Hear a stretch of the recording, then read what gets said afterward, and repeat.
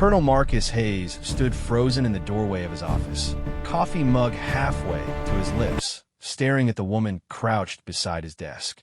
She wore the standard olive-drab uniform of a weapons inspector, her auburn hair pulled back in a regulation bun, but there was something about the way she handled the M24 sniper rifle that made his blood run cold.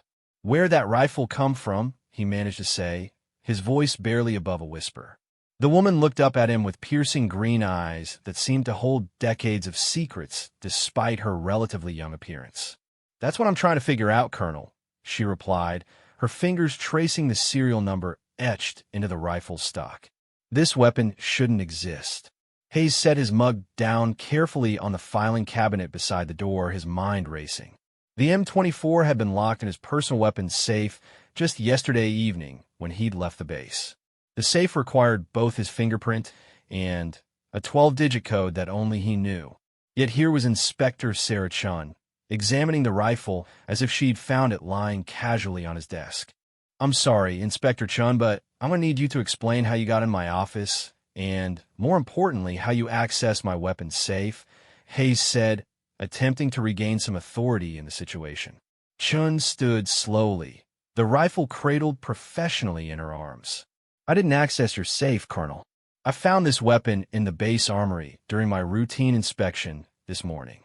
According to the armory logs, it was checked in last night at 2,347 hours by someone using your authorization codes." The colonel felt the floor seem to shift beneath his feet. "That's impossible. I was at home with my wife last night. We had dinner with her parents. I have witnesses." "I'm sure you do," Chin said, her voice neutral but her eyes studying him carefully. "The interesting thing is that this M24 has some very unusual modifications. The barrel has been rechambered for a cartridge that doesn't officially exist, and the scope mounting system uses technology that's at least 5 years ahead of anything currently in our inventory." Hayes moved closer, his curiosity overriding his confusion. As a career military officer with 23 years of service, he'd seen his share of unusual weapons, but Chin's description was troubling. "What kind of modifications are we talking about?" Chun turned the rifle slightly, pointing to nearly invisible markings along the barrel. "See these etchings? They're not decorative. They're actually microchannels that appear to be designed to reduce barrel harmonics in a way that would increase accuracy beyond anything we've achieved with conventional modifications. And this," she indicated a small device attached near the trigger guard, "appears to be some kind of environmental compensation system that automatically adjusts for wind, humidity, and temperature." "That technology doesn't exist," Hayes said flatly. "At least, not in any program I'm aware of." "Exactly my point," Chin replied. "Which brings us back to the original question. Where did this rifle come from?" Hayes studied the weapon more carefully. The M24 was indeed his service rifle, one he'd been assigned 3 years ago when he'd taken command of the base. He knew every scratch, every wear mark on the stock. But the modifications Chun was pointing out were definitely not there yesterday. "Inspector, I need to ask you something, and I need you to be completely honest with me," Hayes said. "How long have you been conducting weapons inspections on this base?"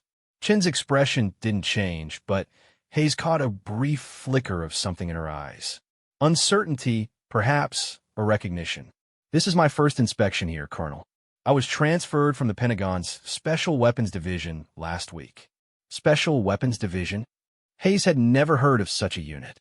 "I wasn't aware the Pentagon had a Special Weapons Division." "Most people aren't," Chun said simply. "We handle weapons and technology that require higher security clearances than standard military equipment." Hayes felt a chill run down his spine.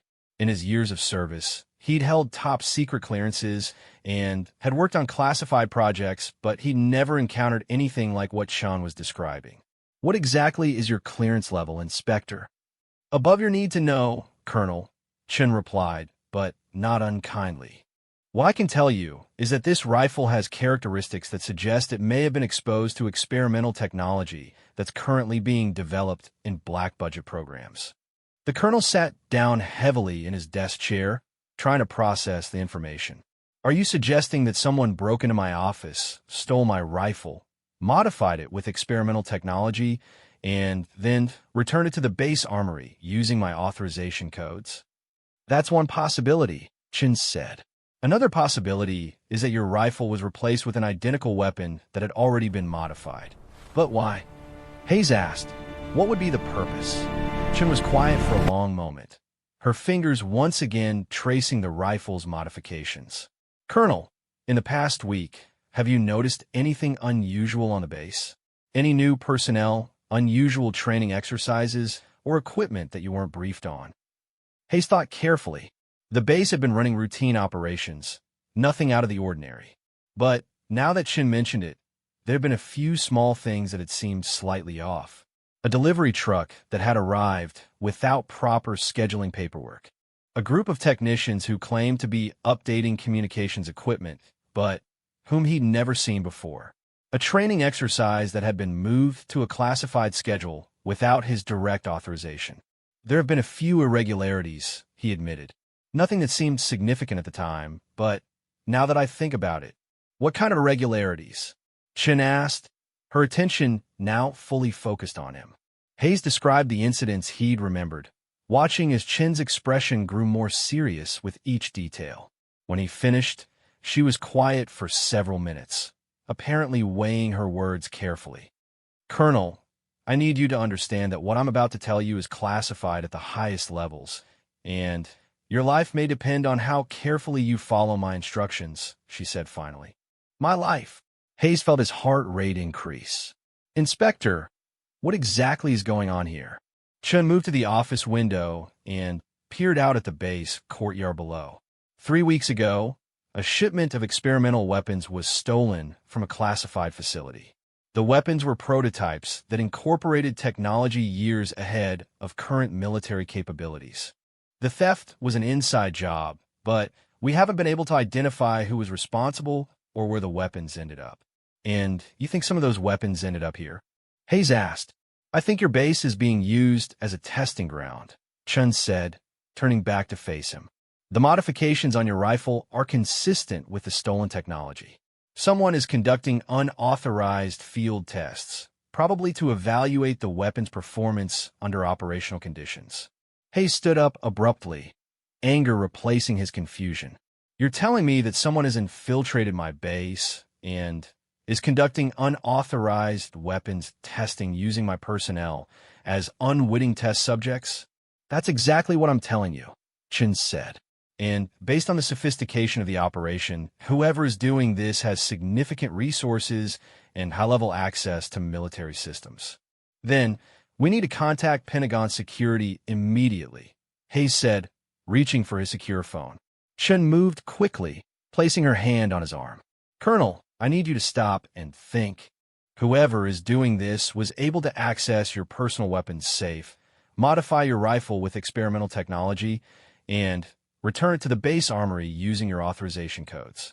They have people embedded in the base operations, and they may have access to your communication systems. Hayes felt the weight of the situation settling on him. So what do you suggest we do? We investigate carefully and quietly, Chin said. We identify who is involved and gather evidence before we make any moves. If we alert them that we're onto them, they'll disappear and we'll never find out the full extent of what they're doing here. And in the meantime, my personnel are potentially at risk, Hayes pointed out. They're at risk either way, Chin replied. But if we move too quickly, we might make the situation worse. Hayes looked at the modified rifle in Chin's hands. The weapon represented everything he'd spent his career defending against. Unauthorized technology, security breaches, and threats to his personnel. Yet Chun was asking him to allow the situation to continue while they investigated. What do you need from me? He asked finally. Chin smiled for the first time since he'd found her in his office. I need access to your base personnel records, security logs, and equipment manifests for the past month. And I need you to act completely normal while I conduct my investigation. And if you find who's responsible, then we'll deal with them appropriately, Chin said, her voice carrying a note of steel that suggested she was more than just a weapons inspector. But first, we need to understand exactly what we're dealing with. Hayes nodded slowly. He'd spent his entire career following orders and trusting the chain of command, but something about this situation felt different. The presence of the modified rifle in his office was like a message, a warning that things were not as they seemed on his base. "There's one more thing, Colonel," Chun said as she carefully placed the rifle in a specialized case she'd brought with her. "Until we know who we can trust, this conversation never happened. As far as anyone knows, I'm conducting routine weapons inspections, and you're cooperating fully with my request for access to base records." "Understood," Hayes said. "But, Inspector, I want your word that if you discover any immediate threats to my personnel, you'll inform me immediately." "You have my word," Chin said. "But I need the same commitment from you. No matter what we discover, no matter how high up the chain of command this goes, you don't act without consulting me first." Hayes extended his hand, and Chin shook it firmly. As she left his office with the mysterious rifle, Hayes sat back down at his desk and tried to process what had just happened. In the space of 20 minutes, his understanding of his command and his base had been completely upended. He looked out his window at the familiar sight of soldiers conducting morning PT, vehicles moving across the compound, and the routine activities that had defined his military life. But now everything looked different. Every person could potentially be involved in the conspiracy Chun had described. Every routine activity could be cover for unauthorized testing. Hayes opened his computer and began reviewing the personnel records Chun had requested. As he scrolled through the files, he found himself looking at each name with new suspicion. Some of these people he'd known for years, had trusted with his life and the lives of others. The idea that any of them could be involved in stealing experimental weapons and conducting unauthorized tests was almost impossible to accept. But the evidence was sitting in Inspector Chen's case. His own rifle, modified with technology that shouldn't exist, returned to his base through systems that should have been secure. Someone with significant access and resources was operating on his base, and until he and Chun could identify them, everyone was potentially at risk. As he continued his review of the records, Hayes began to notice patterns he'd missed before. Certain personnel had been assigned to duties that seemed unusual for their training and experience. Equipment had been requisitioned and moved in ways that didn't follow standard procedures. And, most troubling, several security protocols had been modified in small ways that individually seemed insignificant, but together created vulnerabilities that could be exploited by someone with the right knowledge. The more he looked, the more convinced he became that Chun was right. His base was being used for something far more dangerous than routine military operations, and the people responsible had been planning their operation for months, possibly years. Hayes closed the files and looked at his watch. Chun had told him to act normal, but he wasn't sure he remembered what normal felt like anymore. Every routine decision, every conversation, every order he gave now carried the weight of potential consequences he couldn't fully understand. But one thing was clear: whatever was happening on his base was going to come to a head soon, and when it did, he and Inspector Chun would need to be ready. 3 days after Inspector Chen's disturbing revelation, Colonel Hayes found himself walking the perimeter of his base at dawn, ostensibly conducting a routine security inspection, but actually looking for signs of the conspiracy she described. The morning air was crisp, and the familiar sounds of reveille and morning preparations provided a comforting backdrop to his troubled thoughts. Hayes had spent the previous days reviewing security footage, personnel files, and equipment logs with a new perspective. What he discovered was even more unsettling than Chen's initial warnings. The irregularities he'd noticed weren't random occurrences. They were part of a carefully orchestrated pattern that had been building for months. As he rounded the corner near the base's main communications array, Hayes spotted Chen approaching from the opposite direction. She was dressed in PT gear, apparently out for a morning run, but her path brought her directly to where he was standing. "Good morning, Colonel," she said, stopping to retie her shoelace. "Beautiful morning for security inspection." "Indeed it is, Inspector," Hayes replied, understanding that their casual encounter was anything but coincidental. Have you been finding everything you need for your weapons inspection? Chin stood up and glanced around to ensure they were alone. I've been very thorough in my examination of your armory, she said carefully. I've identified several items that require immediate attention. Hayes felt his pulse quicken. Serious concerns? Very serious, Chin said. I think we should discuss my findings in detail. Perhaps we could review them in your office this afternoon. Of course, Hayes said. 1,400 hours. Perfect, Chun said, and resumed her run without another word. Hayes continued his inspection, but his mind was racing. Chin's tone had suggested that her investigation had uncovered something significant, and he found himself both eager and dreading to hear what she discovered. The rest of the morning passed slowly. Hayes attended routine briefings, reviewed operational reports, and conducted normal administrative duties, but his attention was constantly divided. Every person he interacted with was now a potential suspect. Every routine activity, a possible cover for unauthorized operations. At precisely 1,400 hours, Chin arrived at his office carrying a thick folder and the same specialized case that had held his modified rifle.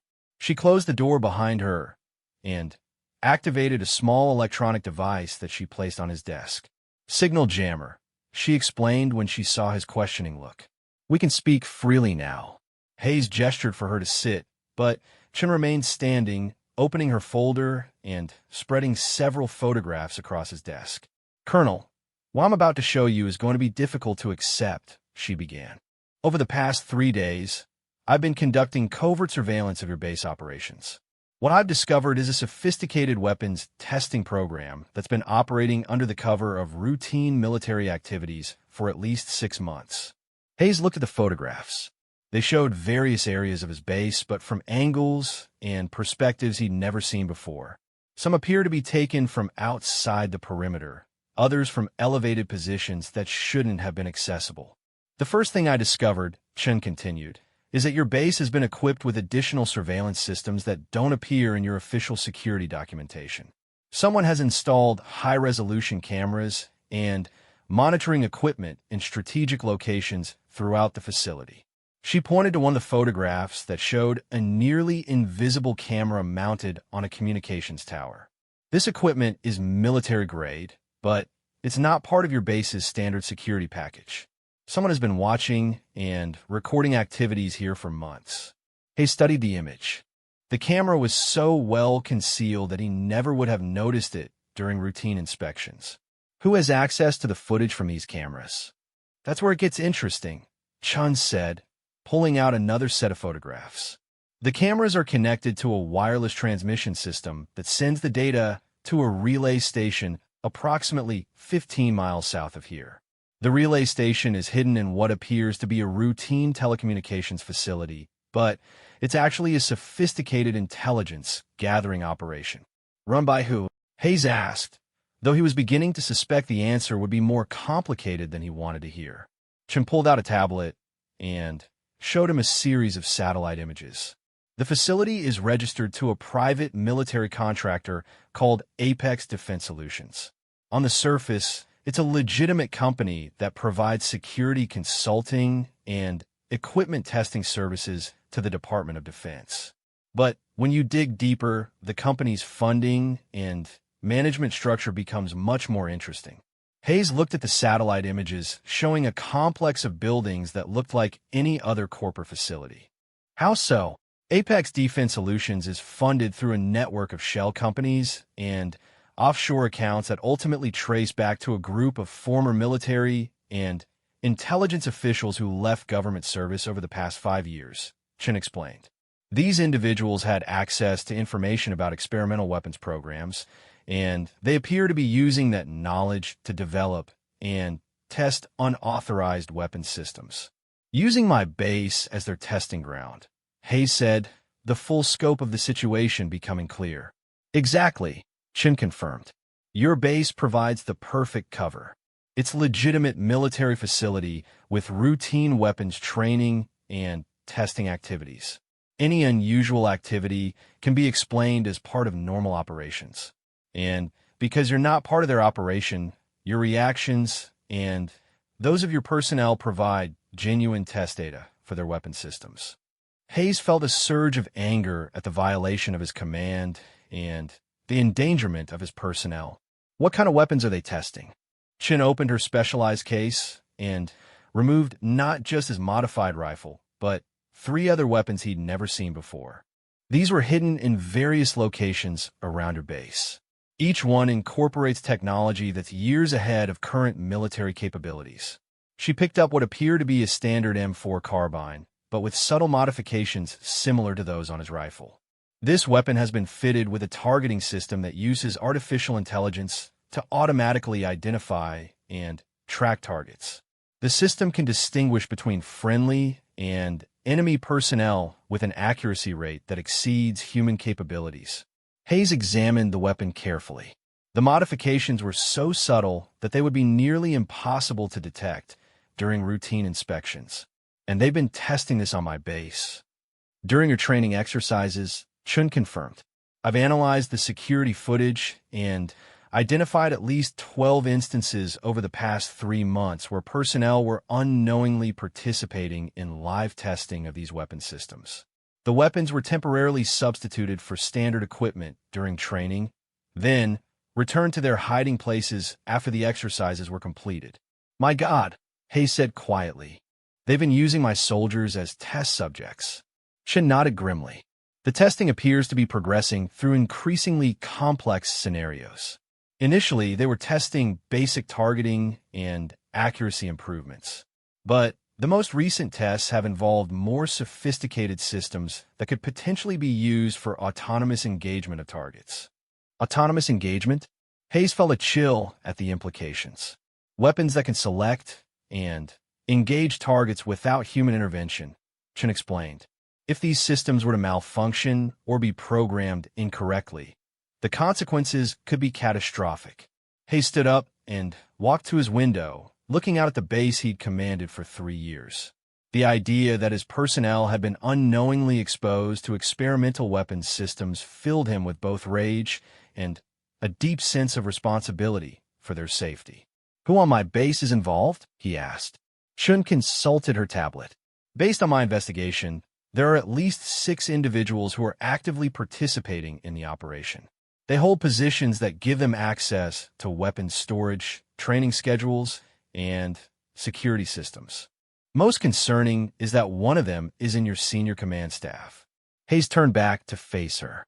Ooh, Major Rebecca Torres, your deputy operations officer, Chin said. She's been with Apex Defense Solutions for over a year, though her official personnel file shows no connection to the company. Hayes felt as if he'd been punched in the stomach. Major Torres had been one of his most trusted officers, someone he'd relied on for critical decisions and personnel safety. The idea that she'd been betraying that trust while endangering his soldiers was almost impossible to accept. Are you certain? He asked. Chin showed him a series of photographs taken with long-range surveillance equipment. The images showed Torres meeting with individuals at the telecommunications facility, receiving equipment deliveries, and accessing areas of the base during off-duty hours. I've also intercepted some of her communications, Chin said. She's been providing detailed reports on base operations, personnel performance, and the effectiveness of the weapons testing to her handlers at Apex Defense. Hayes sat back down, feeling the weight of betrayal and responsibility settling on him. What about the other 5? Chin provided him with names and photographs. 2 were technicians in the communications section. 1 was a staff sergeant in the armory. 1 was a civilian contractor in the maintenance department, and 1 was a lieutenant in the security section. Together, they had access to virtually every critical system on the base. They've been operating as a coordinated cell, Chin explained. Each person has a specific role in the operation, and they've been careful to avoid activities that would attract attention individually. It's only when you look at their activities as a group that the pattern becomes clear. Hayes studied the information Chun had gathered. The scope and sophistication of the operation was impressive in a terrifying way. What's their endgame? What are they ultimately trying to accomplish? Chin's expression became even more serious.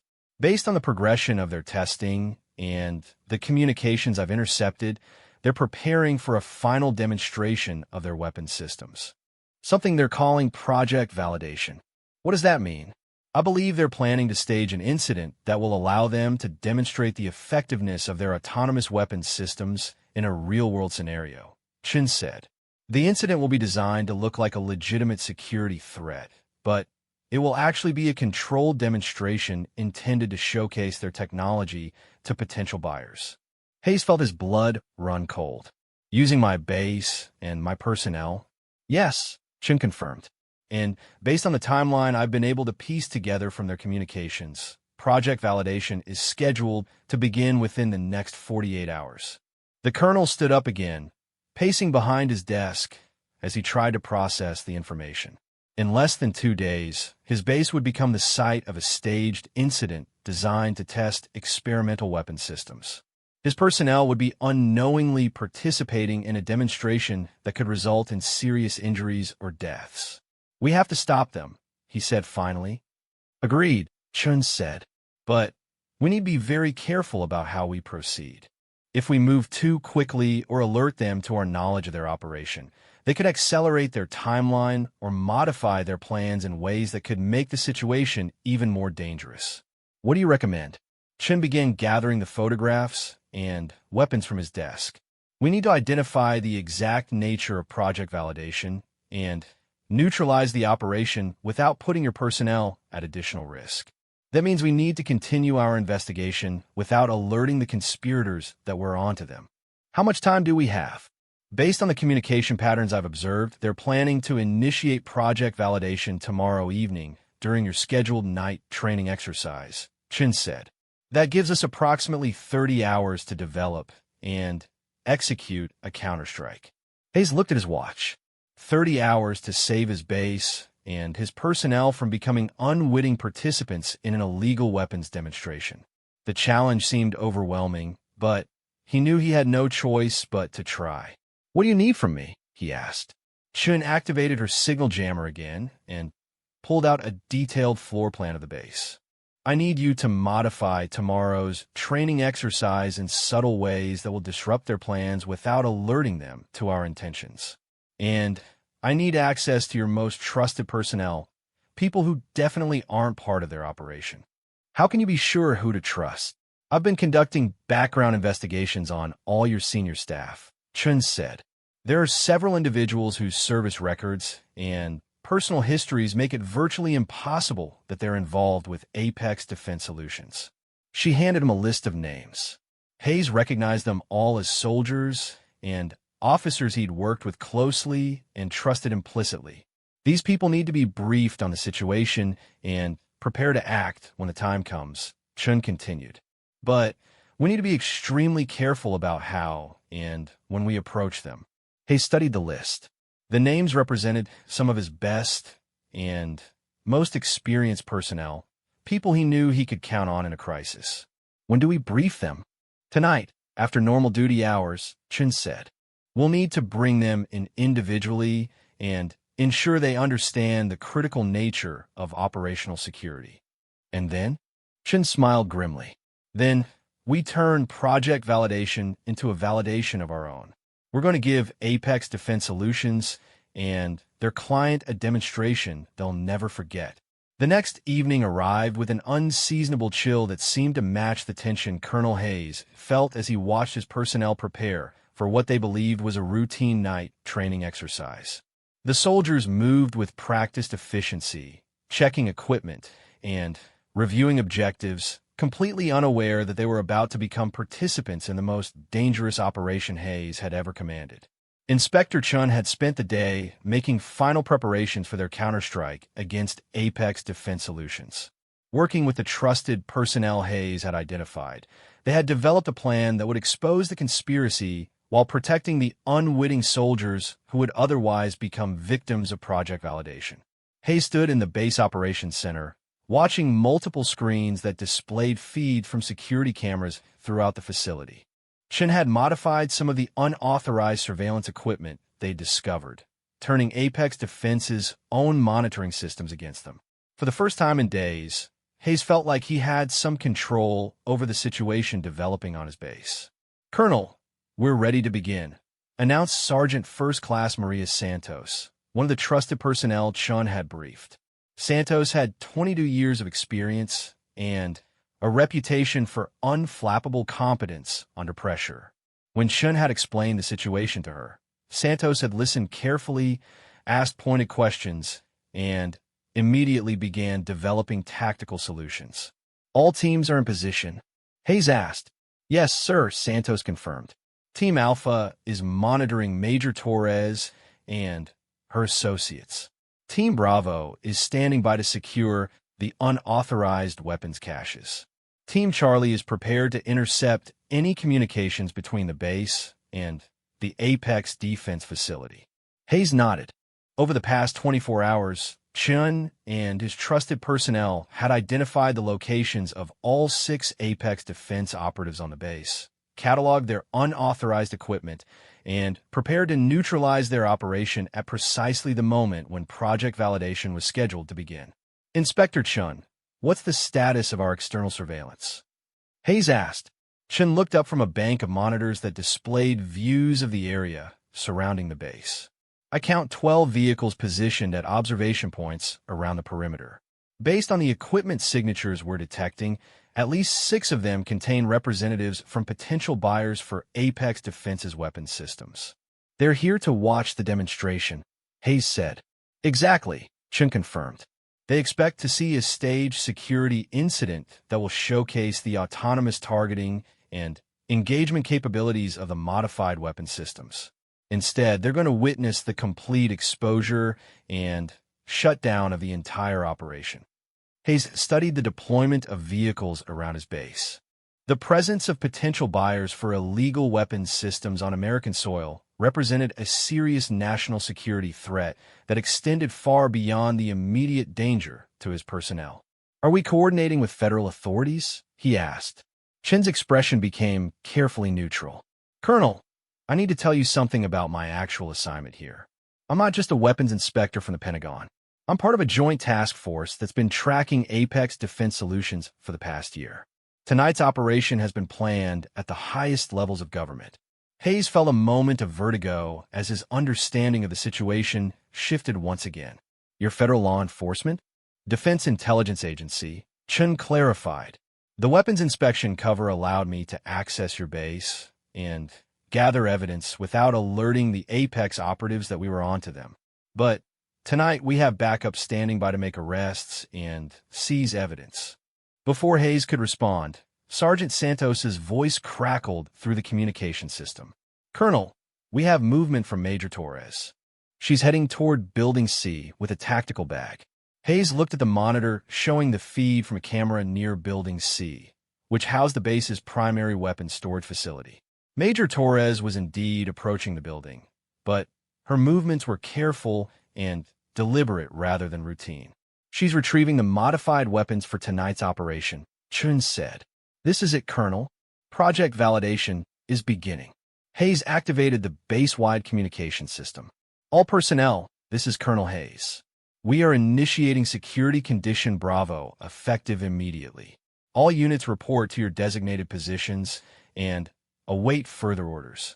Security Condition Bravo was a heightened alert status that would position his personnel defensively while keeping them away from the areas where the Apex operation was planned to unfold. To the conspirators, it would appear that Hayes was responding to the staged threat they were about to create.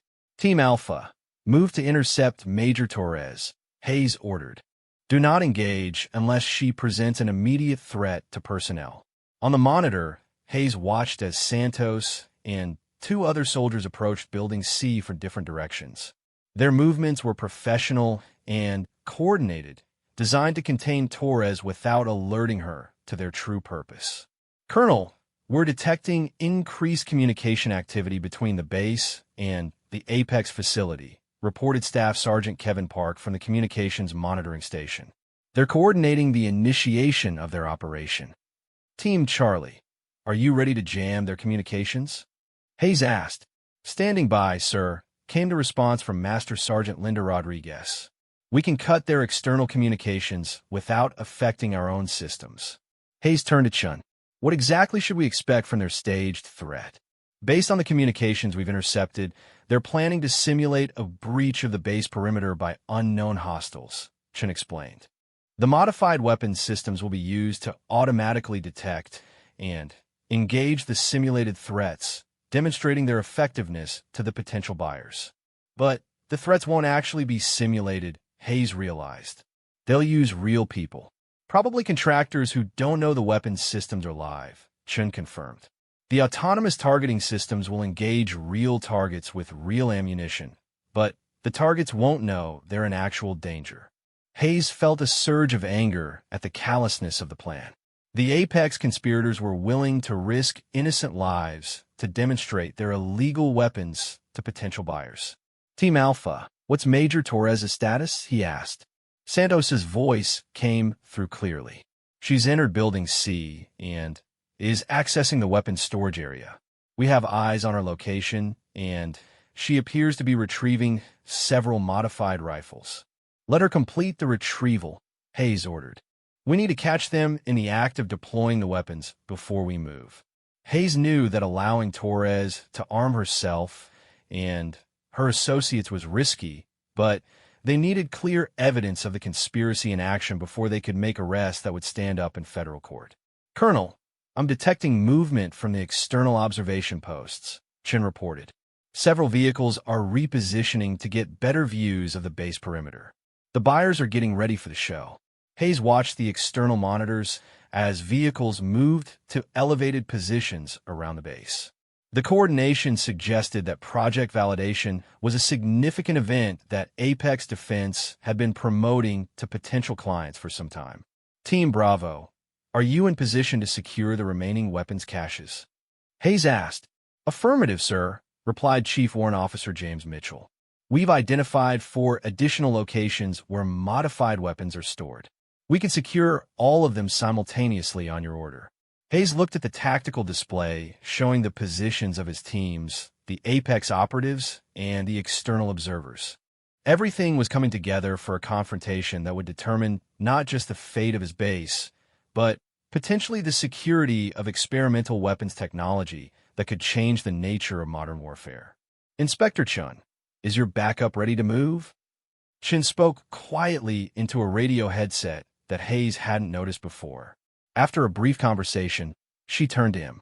Federal agents are in position around the Apex facility and the external observation posts. They're waiting for our signal to begin arrests. Major Torres is exiting Building C with 4 modified rifles, Santos reported.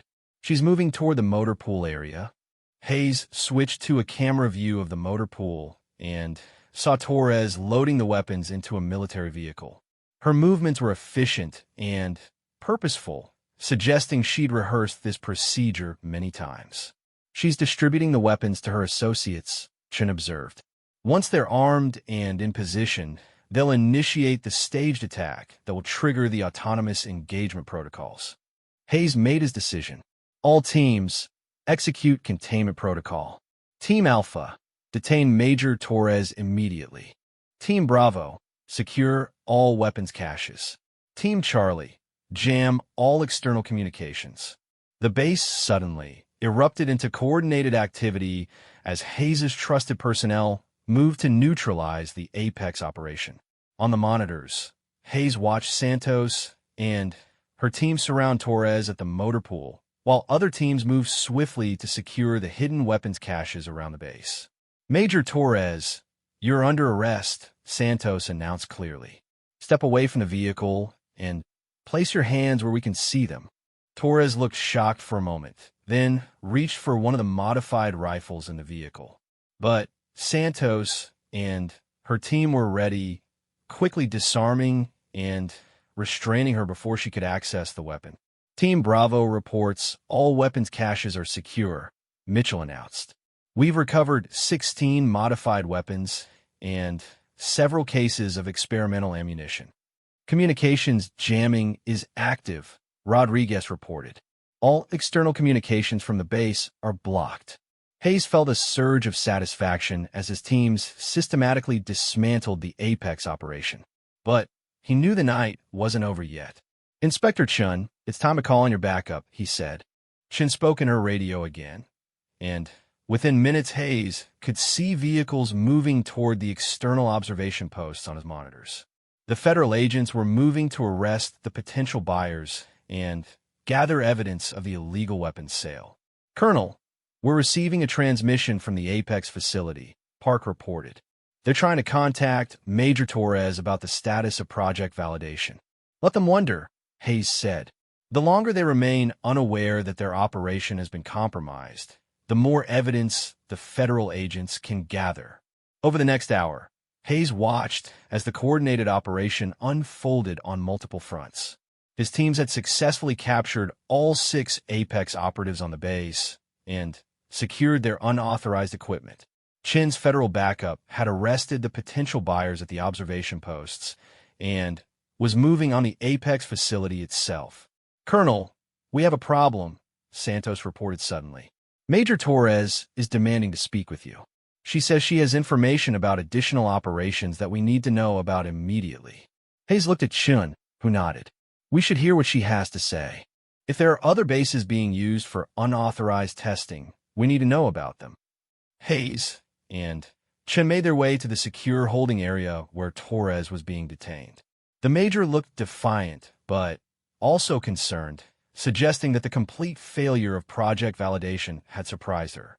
"Colonel, I know you think you've stopped something terrible tonight," Torres said as soon as she saw Hayes. "But you have no idea how big this operation really is. Apex Defense Solutions is just one small part of a much larger network." "What network?" Hayes asked. Torres looked at Chun suspiciously. "Who is she really? Because if she's who I think she is, then you've been played just as much as I have." Chun stepped forward. "I'm Agent Chun, Defense Intelligence Agency. We've been tracking your organization for over a year." Torres actually laughed. "My organization? You think I work for Apex Defense?" "Colonel, I've been undercover for 18 months trying to identify and stop exactly the kind of operation you think I've been running." Hayes felt the ground shift beneath him once again. "Undercover for who?" "Defense Intelligence Agency," Torres said, looking directly at Chun. "And if you're really DI, then you should know about Operation Safeguard, the Joint Task Force investigating unauthorized weapons proliferation." Chin's expression changed dramatically. She pulled out her radio and began speaking in rapid, coded language that Hayes couldn't follow. After several minutes of intense conversation, she turned back to Torres and Hayes. "Major, I need to see your credentials," Chin said quietly. Torres provided a series of numbers that Chun verified through her radio. After another tense conversation, Chin's shoulders slumped with what appeared to be relief and exhaustion. "Colonel, Major Torres is indeed undercover DI," Chin announced. "She's been infiltrating the Apex network to gather intelligence on their weapons trafficking operations. Tonight was supposed to be a controlled operation to expose their buyers and gather evidence." Hayes looked between the two agents, trying to understand how the situation had become so complex. So project validation was actually a DI operation? "A joint operation," Torres clarified. But something went wrong with the coordination. When Inspector Chun arrived, conducting her own investigation, it created confusion about which operation was official and which was unauthorized. Chun sat down heavily in a chair. The weapons modifications were real, but they were created by DIA technical teams to be used as evidence in tonight's operation. The autonomous targeting systems were disabled, but they were designed to look functional to the potential buyers. And the staged attack, Hayes asked, was going to be a demonstration using completely safe, simulated weapons, Torres explained. The buyers would have seen what appeared to be autonomous weapons engaging targets, but no one would have been in any actual danger. Hayes felt a mixture of relief and frustration. His base and personnel had never been in real danger, but the lack of coordination between different intelligence operations had created a situation that could have resulted in friendly fire between federal agents. Why wasn't I briefed on any of this? Hayes demanded. Chun and Torres exchanged glances. Because someone in the DIA operation chain has been feeding information to genuine weapons traffickers, Chun said. We couldn't risk briefing anyone who might inadvertently compromise the operation. So there really is a conspiracy, Hayes said.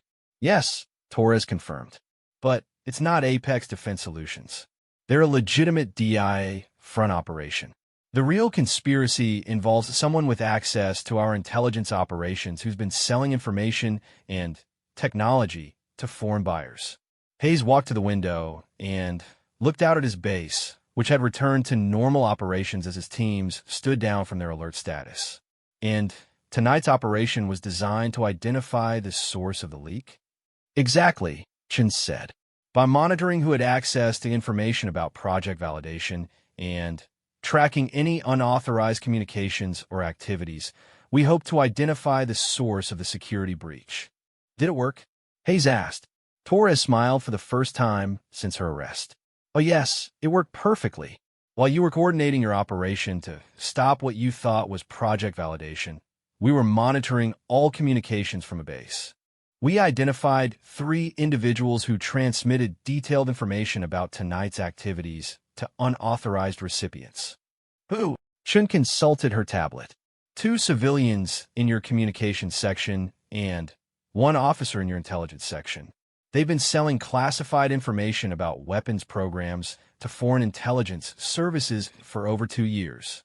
Hayes realized that even as he'd been protecting his base from what he thought was an external threat, the real security breach had been happening right under his nose by people he'd trusted with sensitive information. Are they in custody? As of 10 minutes ago, yes, Torres confirmed. Federal agents arrested them as they attempted to transmit tonight's intelligence to their foreign contacts. Hayes sat down at his desk, feeling exhausted by the layers of deception and misdirection that had characterized the past week. So the modified rifle that started all this was part of your DIA operation? Yes, Chin said. I placed it in your office to begin establishing my cover as a weapons inspector. I needed access to your base records and personnel files to identify potential security risks. And you couldn't just ask?